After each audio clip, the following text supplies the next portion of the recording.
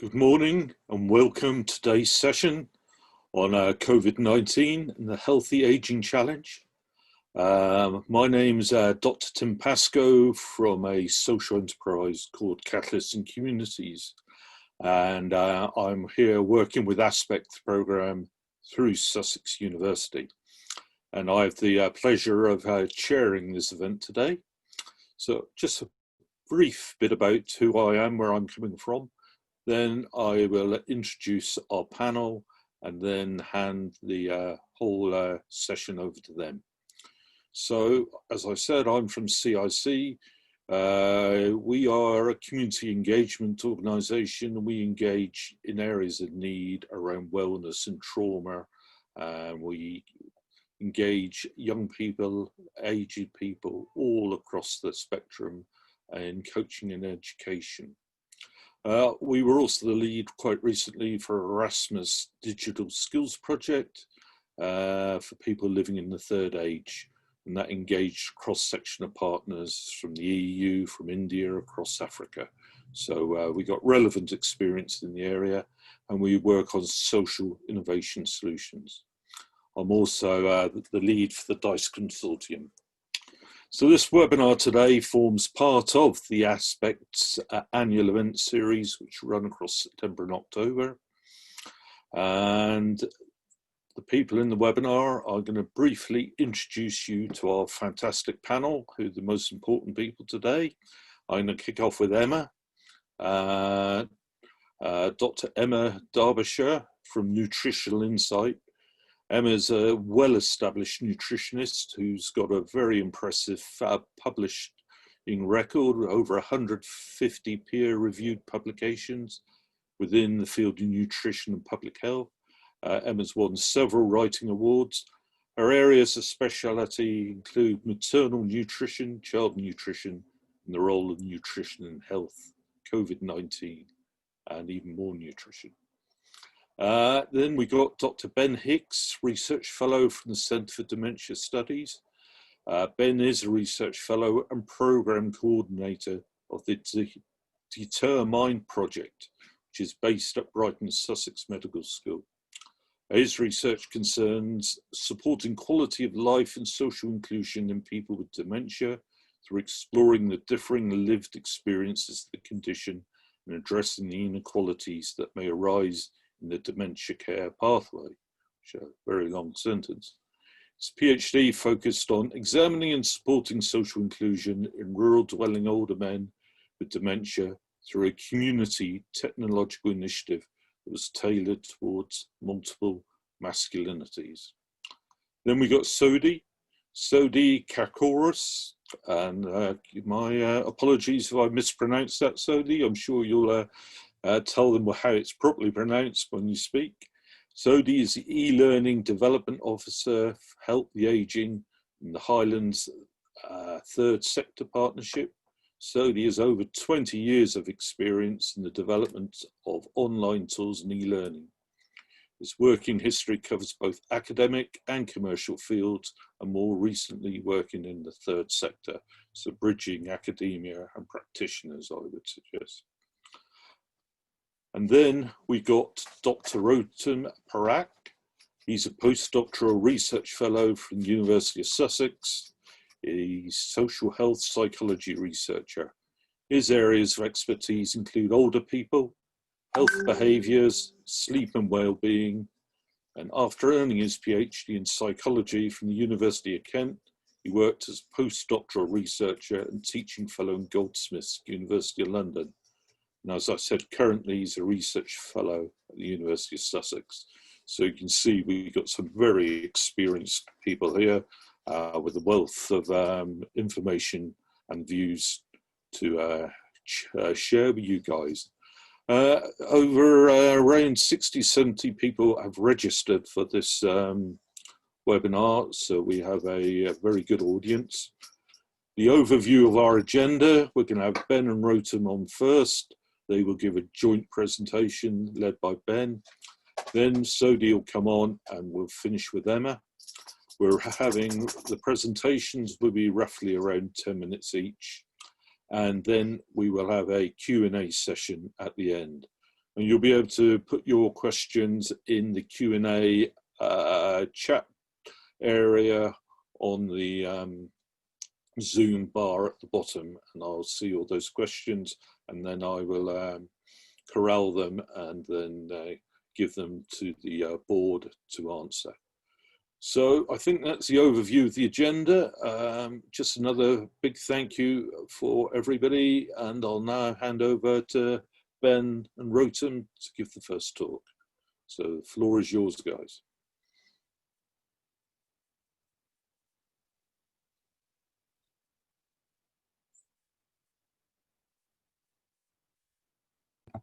Thank you very much, Tim. Good morning, everybody. My name's Ben. I work as a research fellow at the Brighton Sussex Medical School, and I within the Centre for Dementia Studies, and I am the programme coordinator, programme manager for our project called The Determinants of Quality of Life, Care and Costs and Consequences of Inequalities in People with Dementia and Their Carers.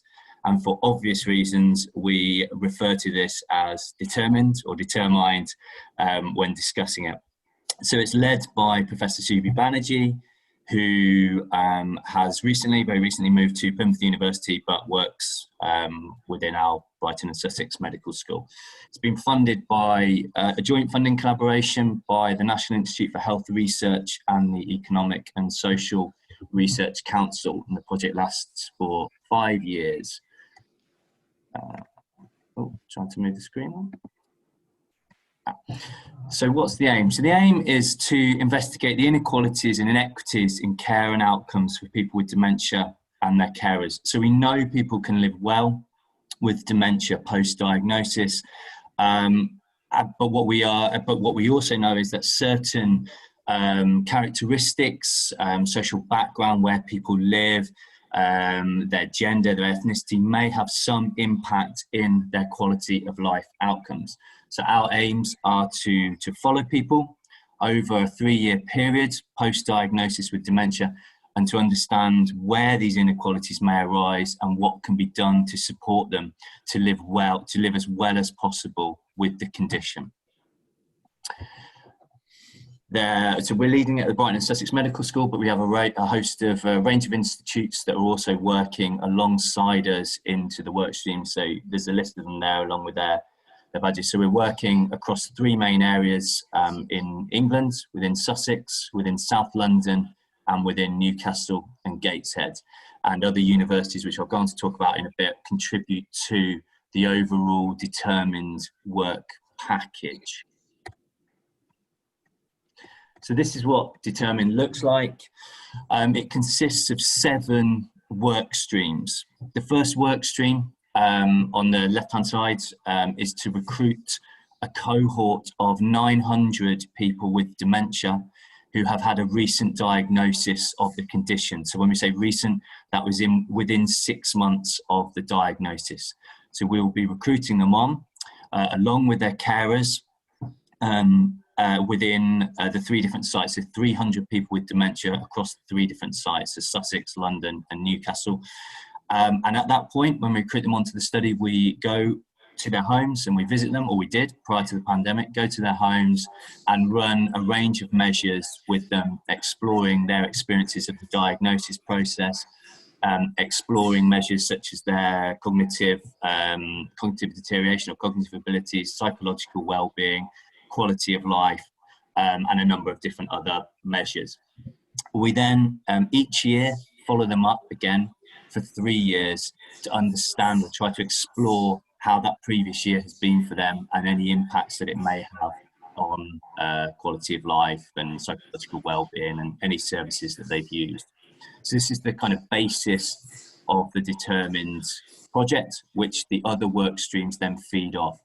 So work stream 2 and work stream 3 at the top of the screen are led by the London School of Economics, and they are looking at the cost benefit analysis and identifying where inequalities may arise. So looking at the services that people use post-diagnosis, what types of population or what types of groups access which services, what types of populations may not have certain services available to them, and how this then impacts on their long-term quality of life and ability to live well with the condition.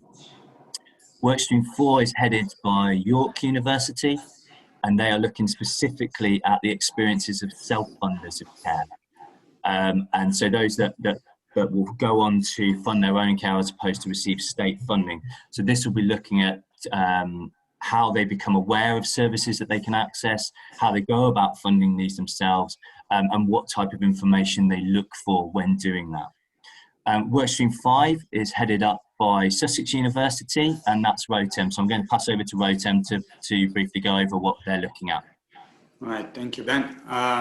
So our work stream that basically focuses on understanding decision-making in dementia and its trajectories and effects on well-being, and how people's decision-making, engagement, and decisions in general are affected by the psychological and cognitive resources. So we're trying to identify which type of resources link to particular patterns of decision-making and how these affect well-being. And I can talk a bit later in the end about the applied nature of this research. Great. And the final work stream is headed by us at the Brighton Sussex Medical School. So this is looking at the effects of the diagnosis stage. So there's a lot of government policy at the moment to promote an early or timely diagnosis for dementia, with the assumption being that actually if people get it early enough, they have an understanding of the condition and can start to put things in place to help them live well with the condition. But there's actually no empirical data at the moment that tests whether an early versus late diagnosis is better in the long-term outcome for people with dementia.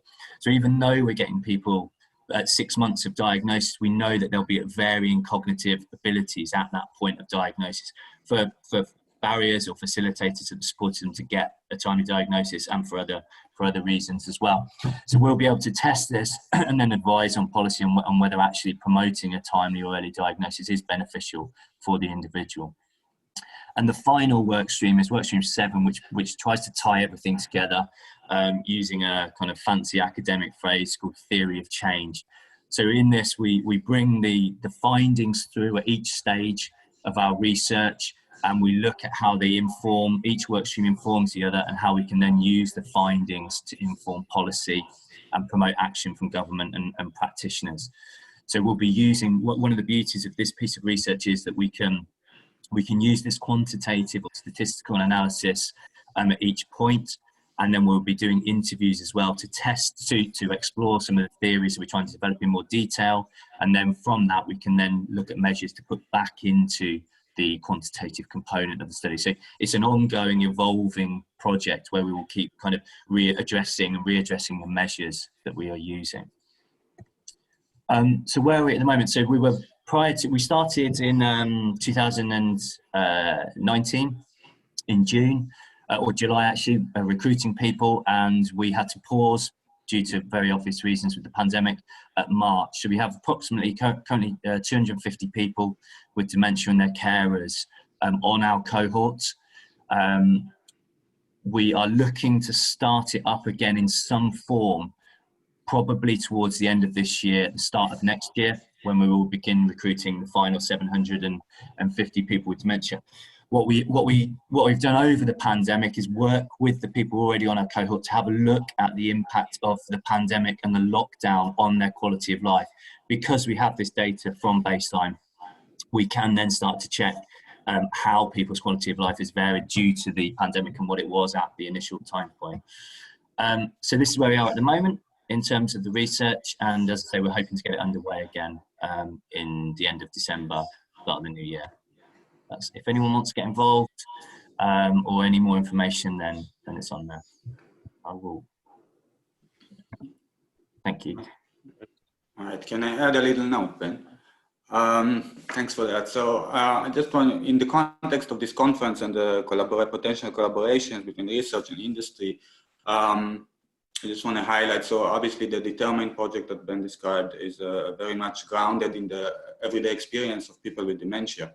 And for example, in our work stream, we're focusing on decision-making, so kind of based on the perception that decision-making is something that's very fundamental to the everyday experience of people with dementia and of younger adults and the general population, because people make decisions in personal domains, social domains, relational domains at work. So we're trying to understand how these people's capacities to engage in decision-making determine how they make use of decision-making opportunities and how do these relate to well-being. And I think it will be very interesting to hear what kind of initiatives are there, what kind of decision-making opportunities are there for older persons that are kind of complement and kind of complement what we're doing and can benefit from the type of knowledge that we're generating. And I think we have some panel members that kind of talk about issues relating to this. Okay, well, thank you, Ben, and thank you, Rotem. That's a very worthwhile piece of research that's live and going on, looking at how we live well with dementia, but also the inequalities of care and how we can help resolve those inequalities of care. And additionally, with the COVID impact and how that's happening as well. I'm sure there's going to be plenty of questions on that. I'm now going to take us on to our next speaker, which is Sodhi. So Sodhi, if you're alive and well, yeah. I'll hand it over to you and look forward to your piece. Thank you.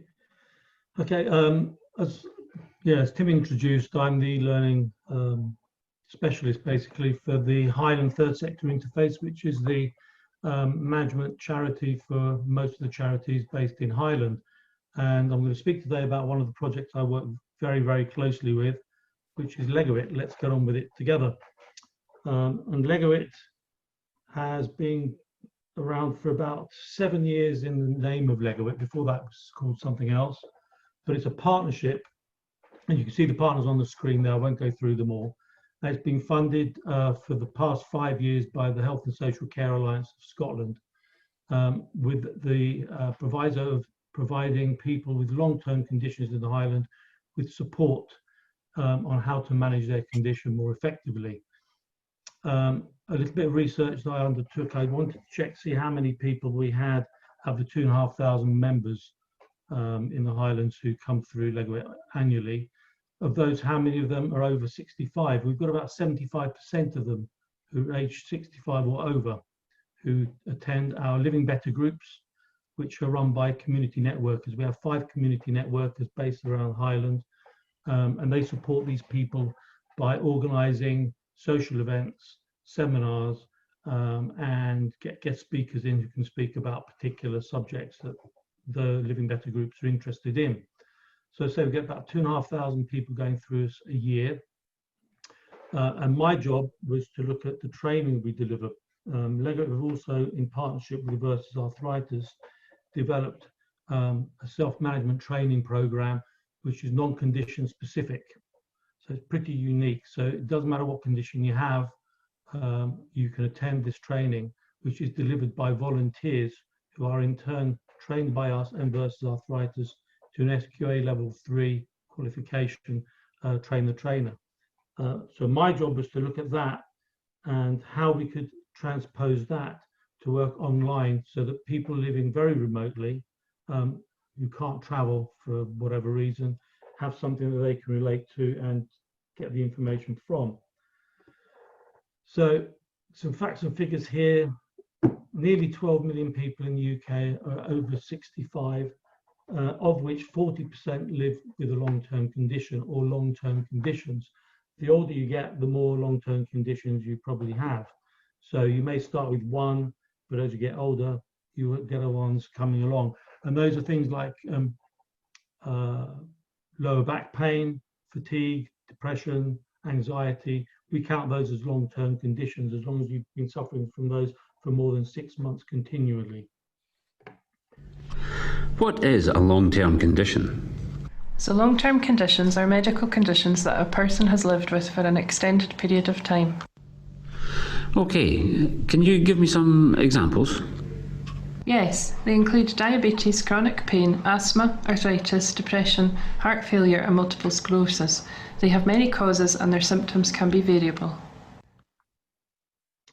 So that's what long-term condition is in terms of what we believe it to be.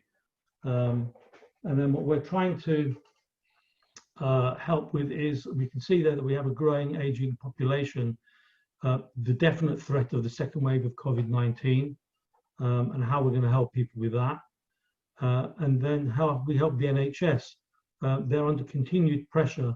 And one of the things we found in our research as well is that on average, a person will only see their consultant and their health specialist for approximately 15 minutes per year.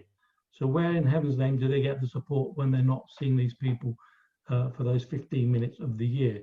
Well, hopefully they'll be coming to us, and they are beginning to come to us. So how do we help? Well, we enable the people to self-manage. We help people understand what long-term conditions are, and that's important in respect to people's families and their employers if they're working, and other people. A lot of people don't understand what a long-term condition is and how it affects you suffering from it. We help to improve people's well-being, and I'll go into that in a little bit more detail in a while. And we hopefully improve people's general quality of life by providing these solutions. So what we've done recently, we actually applied for some funding from the Scottish Government's Wellbeing Fund back in late June, early July, and we were awarded funding to create some online modules to specifically support this. And because we can't run our classroom-based training anymore, what can we do? So we were fortunate enough to win enough money to allow us to create a number of modules. And if I let this run a sec, you'll see the kind of thing we've created. So if it works, there we go. So we managed to create 10 modules in total, all around self-management and what we can do for people, and it covers many, many subject areas, and I'll go into those in a little detail as well. But it's allowed us to create 10 modules which are now live. We created these in-house in 10 weeks, 10 modules in 4 weeks, I should say. So that's when we were burning the midnight oil, quite a lot, but they're out there, and they were released on the 3rd of August, and we've got over 600 people who've registered to take the programs now. These are the 10 modules we've created, anything from embracing change, understanding self-management, goal setting, and that's also how you would manage any negative areas of goal setting. So if you haven't hit your target, how do you cope with that? So staying positive. The managing symptoms one is quite a big one. So we split that into two. How you can live well, and that includes healthy eating. So it'd be interesting to hear about that in a while as well. How they communicate effectively. A lot of people don't communicate effectively, particularly when they're seeing their health specialist, because they're very nervous. So we give tips and ideas on how they can effectively communicate in those situations. And then coping with loss is also a big one. And it's not just loss of a person, it's loss of your rights, as it were, to be able to go to work, loss of your, just your freedom now under the lockdown. It was awful for people, particularly the people that we were dealing with. And how we overcame that. E-learning doesn't answer all the questions, won't help everyone immediately, but our community networkers phone every week each one of their members to keep in touch and support them where and when they need it. So why do people choose LEGO-IT? Well, we've got 10 years experience of delivering self-management courses. We have helped, and we do help change people's lives, and our online programs designed for all long-term conditions. We haven't come across a person that's come into any of our programs and said it hasn't helped in any way.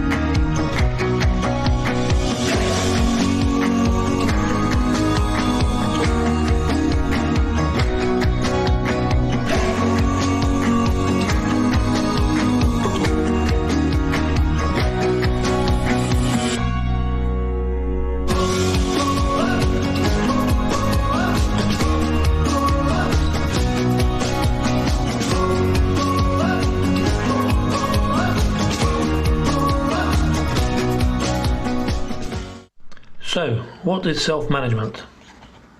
Self-management is a kind of coping strategy.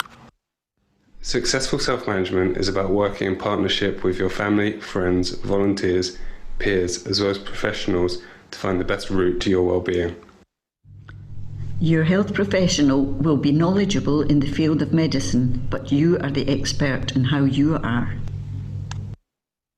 Only you know how your condition affects your life and what matters to you.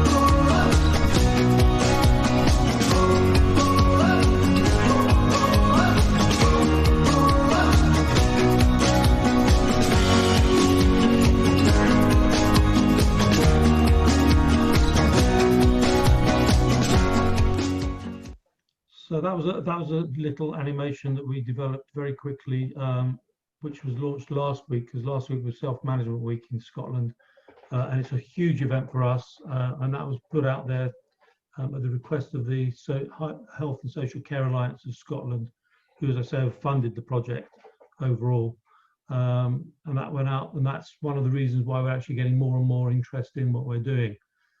We are looking at rolling it out nationally in Scotland, and we're in conversations with the NHS and Scottish Government to hopefully be able to do that. We are funded until August of next year. So we are looking at becoming slightly more commercial to become self-sustainable. And we're looking up at setting up a social enterprise as well, which will develop more e-learning, not just for the project, but for other third sector organisation throughout Scotland. And that's my presentation. Thank you very much indeed, and I look forward to some questions later on.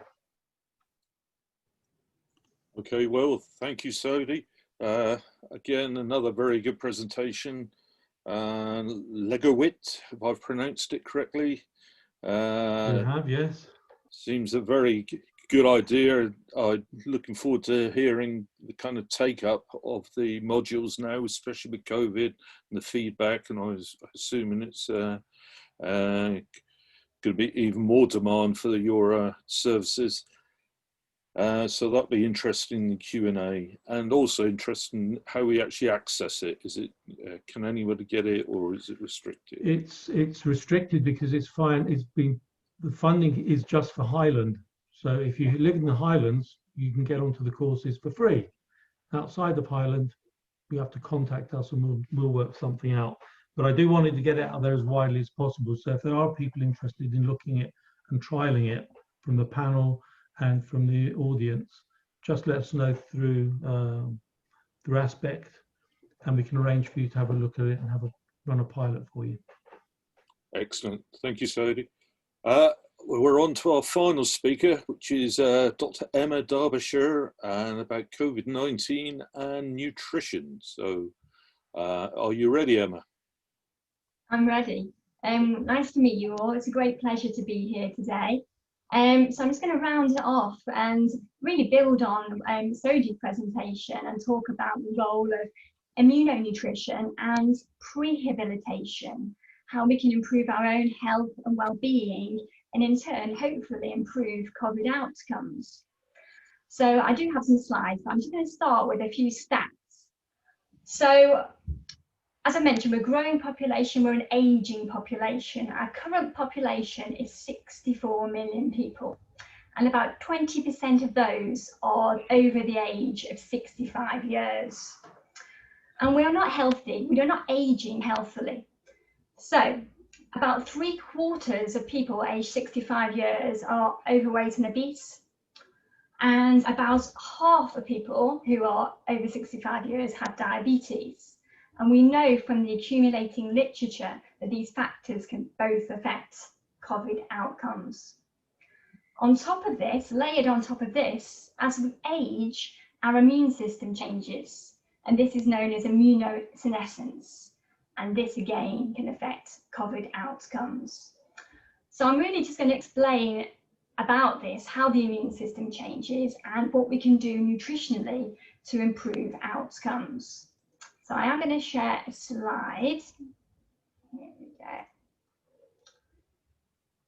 So I just want to really show this graph because it really clearly shows that as we age, once we hit 65 and over, COVID mortality rates increase significantly.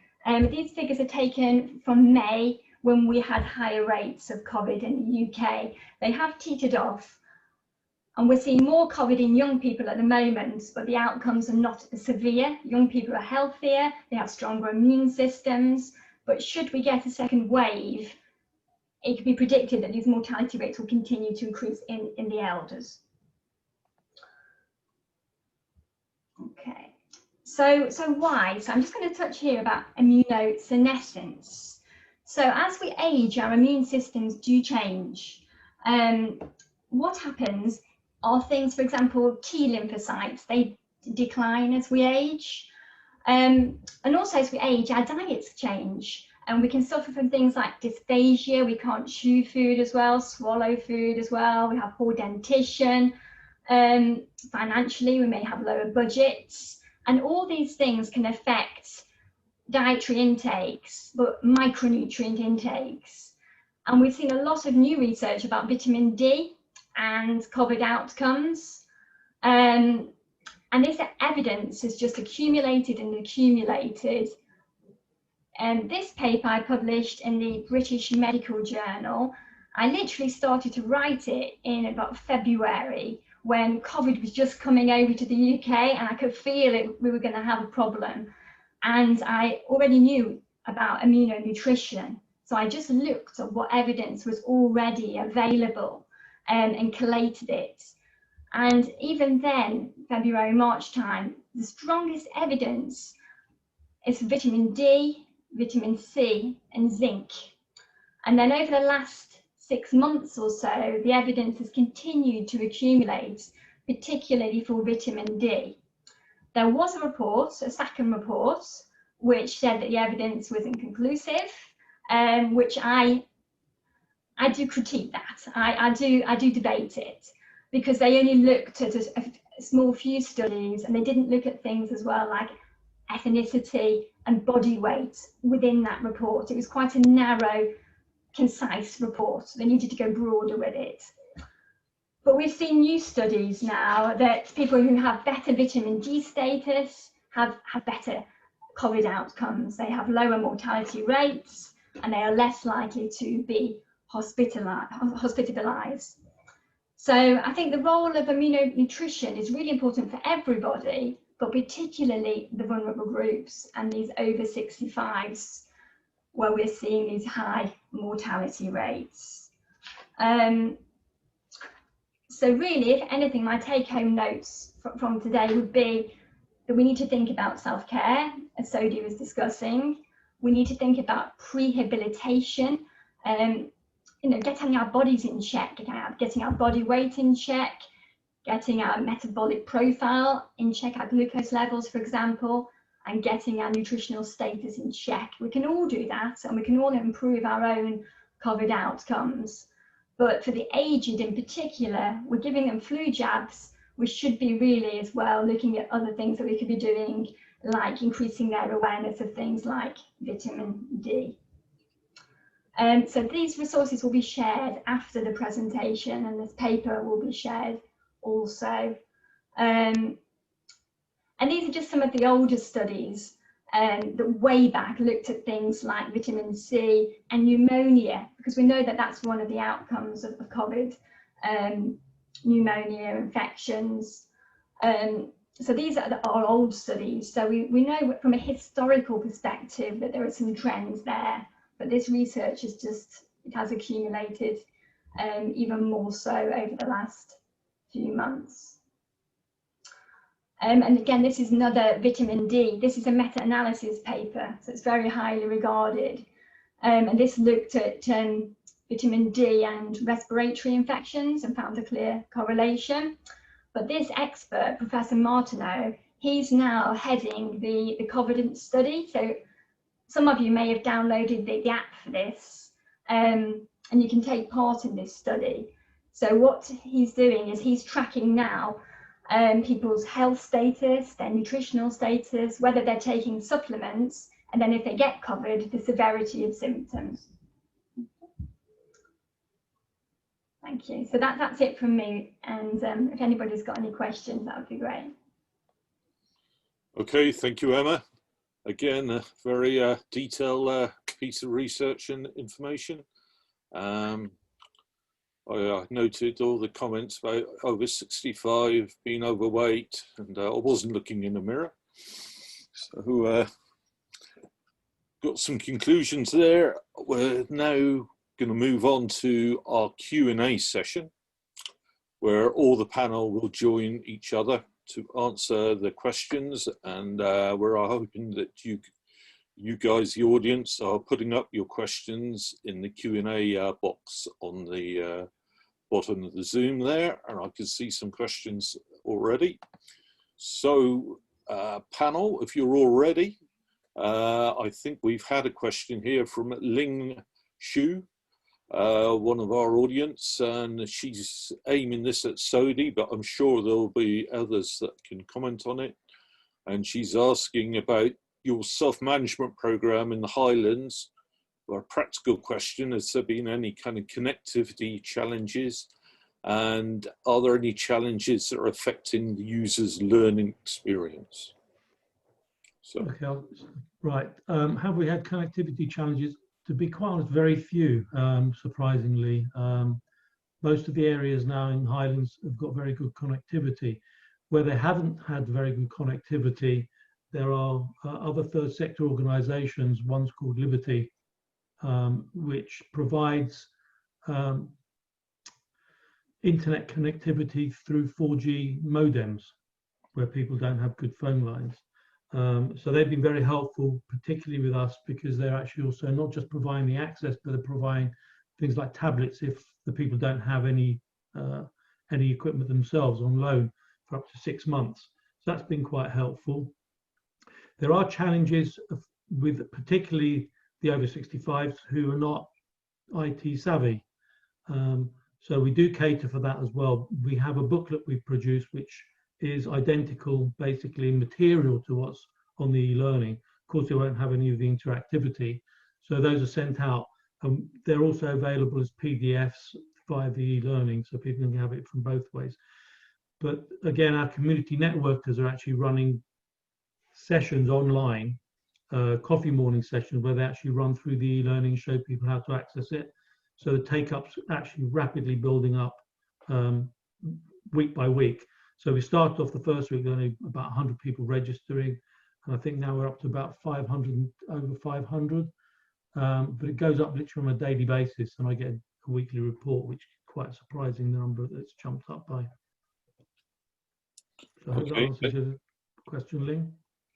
Hopefully. I'm taking the privilege of the chair. I'm just really going to ask whether all of these 3 projects we've heard about could be linked. For example, could you individually tailor some of your self-management training to things like dementia and self-regulation, and whether those could link in, and nutrition? Shall I start with that? We can develop, and we are developing, we've developed directly some programs for HTSI themselves, Highland Third Sector Interface, around particular training that they've through their research found a need for. So yeah, we've developed e-learning as self-management, but on particular areas that there's a need for as well. Because LegoIt, that we try to keep things, as I say, generic, so it's non-condition specific. That's, you know, the unique selling point of what LegoIt do. But yes, we do see a need for other things, whether it's more specific. So Versus Arthritis being one of our major partners, we're looking, and we have worked with them in the past and now developing things around arthritis, particularly around the rheumatoid arthritis. Yeah, I think. Sorry.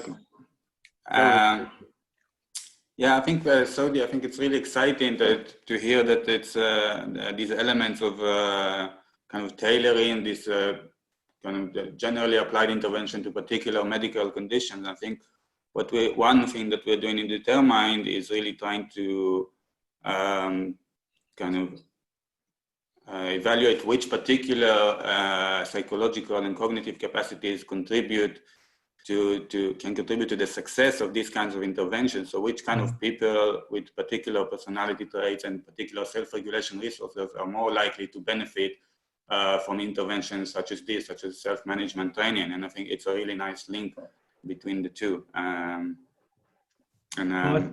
think most people benefit from any self-management training, whether or not they have a condition or not. We all self-manage to some extent anyway. So why not just roll it out there for everyone? And then drill down to specific conditions as and when needed. Yeah. Okay. We have a question for all the panel from Thomas Addison. And Thomas is asking, to what extent could government policy around shielding have an inadvertently detrimental impact on older people's health and well-being, such as lack of structured exercise, mental health, loneliness, all of that? Yeah, I can take this for a bit. Yes, I think that's a really important question, and it's something we're trying to address in Determined. So we've collected measures from our 250 participants prior to the pandemic on social connection and familial networks, as well as kind of physical activity that people are undertaking. And then the additional piece of research that we won recently was to re-explore these measures in exactly the same people again during the pandemic. The data, we are in the process now of analysing that data to have a look at the change that people have experienced in terms of the physical activity, how much they're getting out, how much they've been able to maintain these social connections and familial networks, the impact that that's had on their quality of life, their well-being, their cognitive deterioration as well. So we know that social stimulation and exercise is important for mental well-being as well. So we're looking at all of that and we're analysing it at the moment. We're then going to be interviewing a selection of these people as well around their experiences.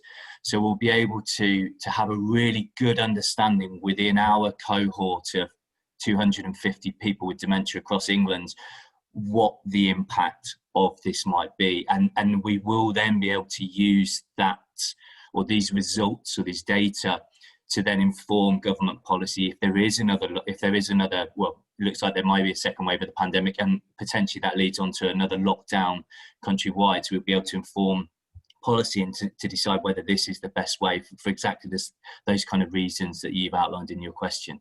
So I suppose watch this space really over the next couple of months. We're hoping to have some good data available, which you'll be using, and we're collaborating with the Alzheimer's Society so we can translate our findings into policy recommendations as well and to campaign for government.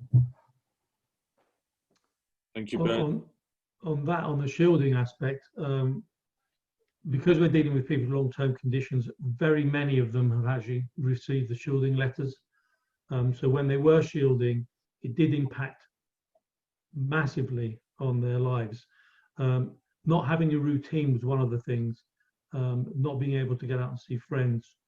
Not having the routine that they used to have really did impact. So we picked that up, and our community networkers actually took the initiative and began to start running small team meetings online. We use Microsoft Teams as our not Zoom, but we use Microsoft Teams. And we started weekly coffee and chats with people. Then we started introducing, through the Wellbeing Fund that we won, we were managed also to start introducing online Tai Chi classes and wellbeing classes, which people attended and we recorded and put out onto our membership website. The difference that's made to people, particularly around their mental health, because people are beginning to get depressed, anxious, and very, very lonely. That's now being relieved quite extensively with what we're doing, and we've actually now secured a little bit extra funding to carry that on. So we're going to have these sessions running live and then recorded for the next 6 months as well, and that's making a big, big difference to people. Hi, Emma. Has basically isolation and the shielding had nutritional impacts on the grounds that can't get shot, Yes. and that type of thing? Yeah, I mean, there's studies that show things like obviously alcohol intake has gone up, but obviously people are sedentary, so it'll be affecting their body weight. And also for older people, it is important for them to exercise and do some resistance exercise for their muscle mass. We know sarcopenia, which is muscle wasting condition, is more prevalent in the elderly, but if you're just sitting around at home, you're not being active, it can affect that sarcopenia. And then when your muscles waste, there's an increased risk of falling and fractures, and those are the comorbidities as well. So yes, they're isolated, they're reliant on people delivering them food, so that can affect their nutritional density of their diet. So there's a whole host of different ramifications there.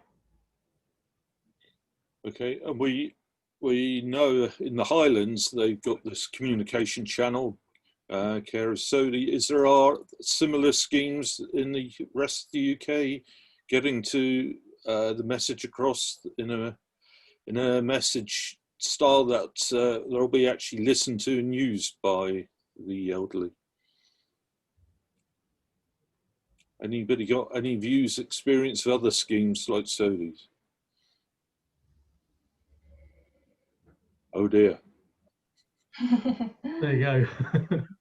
A lot more to be done, isn't there? Certainly sounds like it. So we can all work at least these 3 projects together. I can see some synergy between them. Certainly with Ben and Emma identifying what the issues are, and Sodi with some practical kind of interventions. So between all 3 of us, I can already see some potential new kind of funding ideas, research, that type of thing. So have any of you guys got any new projects that are coming online you'd like to take, you might have learned from what you've been listening today and from the Aspect program, and you want to try and form some partnerships? Any ideas?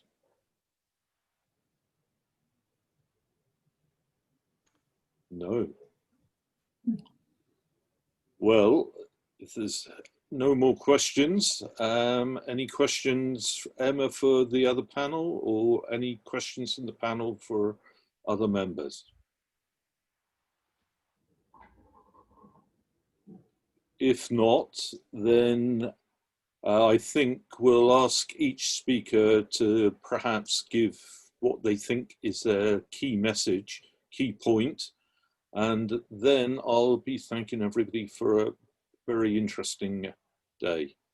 So perhaps if we'll kick off as we did on the agenda with our first speakers, and then perhaps the first key message from you, Ben, anything you particularly want to say and make a point on.